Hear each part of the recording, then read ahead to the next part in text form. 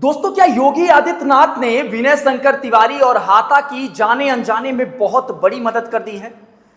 ये बात सुनकर दोस्तों आपको अटपटा लग रहा होगा, लेकिन जो तथ्य इसके पीछे मैं प्रस्तुत करूंगा आपको इस वीडियो में, वो जानकर वो समझकर आपको लगेगा कि राजनीति में सारे दांव जो है वो सटीक नहीं बैठते और कुछ दांव जो है वो उल्टे भी पड़ जाते हैं। और यही योगी आदित्यनाथ के साथ हो गया और विनय शंकर तिवारी, हाता भीष्म शंकर तिवारी और हाता के तीसरी पीढ़ी को एक नई संजीवनी खुद योगी आदित्यनाथ मुख्यमंत्री उत्तर प्रदेश के दे दिए हैं। पूरी बात आपको सिलसिलेवार ढंग के समझाने की कोशिश करते हैं।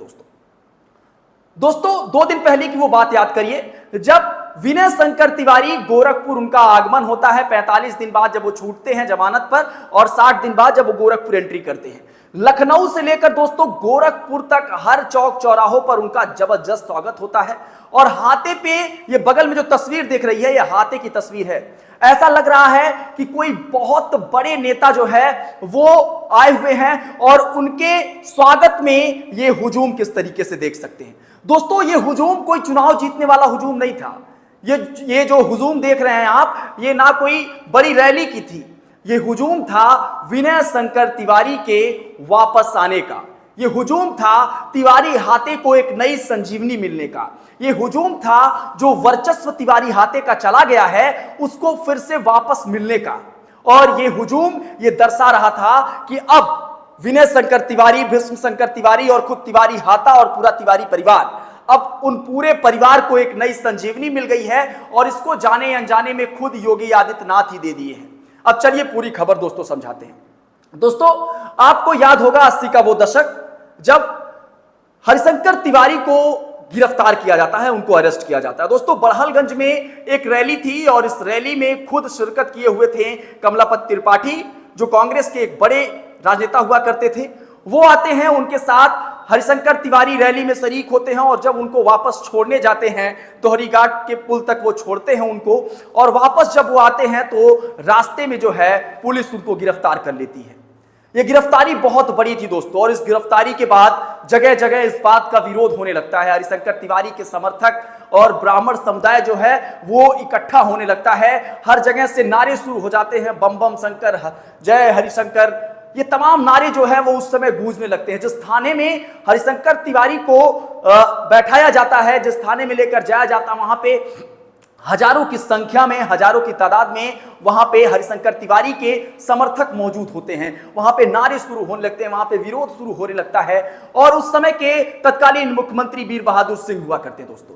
और आलम यहां तक हो जाता है दोस्तों कि कमलापत त्रिपाठी को वीर बहादुर सिंह के पास फोन करना पड़ता है, उनको बताना पड़ता है, और उनकी जब फोन आता है उसके बाद हरिशंकर तिवारी को छोड़ा जाता है। दोस्तों ये वो समय था, ये वो टर्निंग पॉइंट था जब हरिशंकर तिवारी को एक तरीके से अपने वर्चस्व को कायम करने के लिए, अपना आधिपत्य जमाने के लिए एक नई संजीवनी मिली थी। और उस संजीवनी का कनेक्शन कैसे विनय शंकर तिवारी से है, इसको मैं आपको बताने वाला हूं दोस्तों। इस बात को समझिए, वो सबसे बड़ा टर्निंग पॉइंट था हरिशंकर तिवारी की जिंदगी का, जब पूरे पूर्वांचल के ब्राह्मण ये मान चुके थे कि हरिशंकर तिवारी का वर्चस्व क्या है। एक फोन आता है वीर बहादुर सिंह के पास, और फिर जो पुलिस जो है गिरफ्तार करती है हरिशंकर तिवारी को, वही जब थाने पे देखती है समर्थक, हुजूम, नारे और वर्चस्व, तो उनको छोड़ना पड़ जाता है दोस्तों हरिशंकर तिवारी का निधन होता है।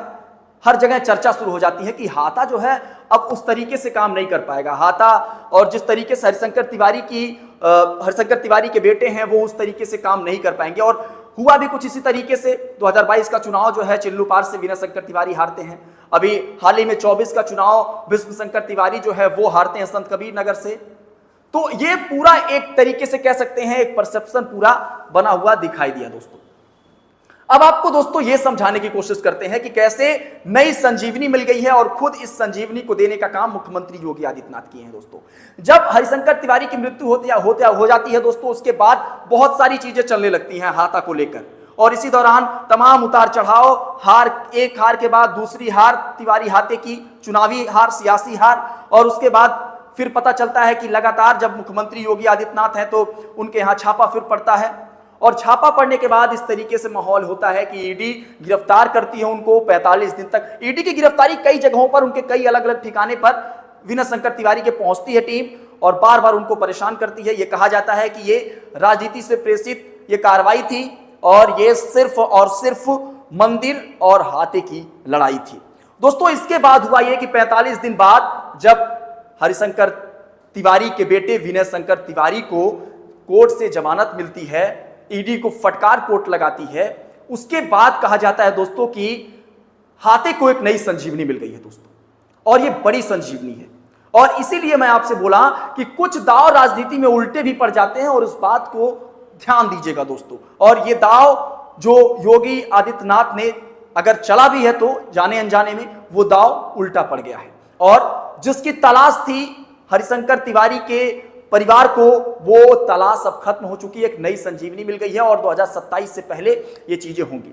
हालांकि जब हम विनय शंकर तिवारी से इंटरव्यू किए, उनसे बातचीत किए, तो ये बात निकलकर सामने आई जब मैंने उनसे पूछा कि मंदिर और हाथे की लड़ाई कब तक चलेगी, तो उन्होंने साफ तौर पे कहा कि देखिए योगी आदित्यनाथ तो यहाँ के हैं नहीं, वो उत्तराखंड के हैं, मैं यहाँ का हूं, उनसे हमारी कौन सी दुश्मनी है, कौन सा मैं उनका खेत कोड़ा हूं। तो जवाब जो है बहुत सटीक था, वो निकलने वाला जवाब था, लेकिन इस जवाब से बहुत कुछ पता चलता है दोस्तों। उन्होंने 27 के बारे में भी अपने प्लान को रखा कि 27 में अखिलेश यादव मुख्यमंत्री बनेंगे, और पीडीए जो है वो सिर्फ ब्राह्मण को लेकर चलने वाली पार्टी नहीं है, या फिर कह सकते हैं कि अल्पसंख्यक को लेकर चलने वाली, दलितों को लेकर चलने वाली पार्टी नहीं है, वो पीड़ितों की पार्टी, और जहां जहां पर जैसे जैसे जरूरत पड़ेगी वहां पे होगा। दोस्तों इस बीच भी एक सवाल और उठा कि जो आरोप लगा कि जो सरकार है वो ब्राह्मण विरोधी है, और इसको कई मायने पे इस चीज को कहीं ना कहीं योगी आदित्यनाथ की पुलिस साबित करती हुई है। ये दोस्तों आप देखिए अभी कौशाम्बी में जो चीजें हुई हैं, कौशाम्बी में एक पंडित परिवार का एक लड़का जो है उसके साथ पुलिस बर्बरता करती हुई नजर आ रही है।